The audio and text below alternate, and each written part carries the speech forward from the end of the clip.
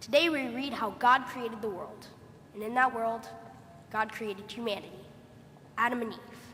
Adam and Eve were well kept in the Garden of Eden. All creatures lived in peace, harmony, and comfort, as long as they followed the rules. Until one day, Adam and Eve were approached by a serpent.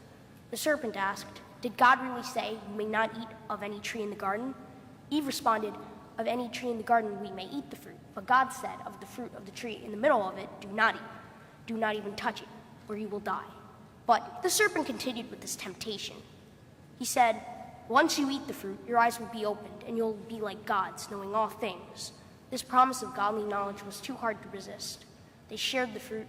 Their eyes were opened to the world beyond Eden. To me, the biggest question is, why would Adam and Eve, who seemingly had it all, risk everything for knowledge? What was it about their character, and by extension, humanity's character, that would explain this choice? In Eden, humanity was gifted everything. No one was toiling the fields with blistered hands and sore backs. Hurricanes were not sweeping through the plains, laying waste to the crops. Eden was more like a terrarium, with people in it who were more akin to children or pets than self-governing inhabitants. Confronted with the beautiful yet limited world of Eden, Adam and Eve see a choice similar to Neo in The Matrix. Will they take the red pill, the fruit from the tree of knowledge, wake up and face reality with all its challenges, or will they stay ignorant but well cared for in Eden?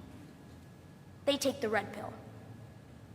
All things considered, I too would want to eat the fruit because I want to make my own choices and make my own way in the world.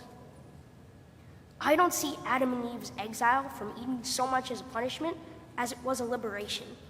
I'd rather experience the world with all its challenges than live in someone else's box where they determine my fate.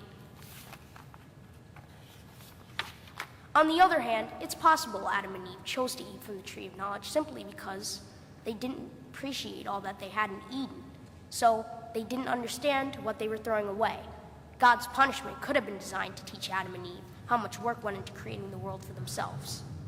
God, like a parent, was saying, "So you think you could be like God? Here's the real world. Let's see how well you do making it yours." As an actor, whenever I'm casting a role or on stage or in a TV show, I feel an amazing amount of accomplishment and gratitude because all my hard work went into practicing and auditioning, but it resulted in something rare and special. So many times I go out for roles and I don't get them. So when I land something, it feels like all those hours I put into memorizing and rehearsing lines and songs, making self-tapes and going on auditions, led to that winning moment. If we don't ever work hard for anything, nothing we get seems special. Nothing matters, and that's what made Eden so eventually unsatisfying for Adam and Eve. There wasn't any struggle. As William Butler Yeats wrote in his poem, Adam's Curse, it's certain there is no fine thing since Adam's fall, but needs much laboring. Here, Yeats is saying, nothing beautiful or worthwhile can be created without hard work. In studying to become a bar mitzvah, I labored to learn the Hebrew language so I could read from the Torah and recite the prayers. I studied our faith in religious school, and I spent countless hours learning my Torah portion, contemplating its meaning, and writing this sermon.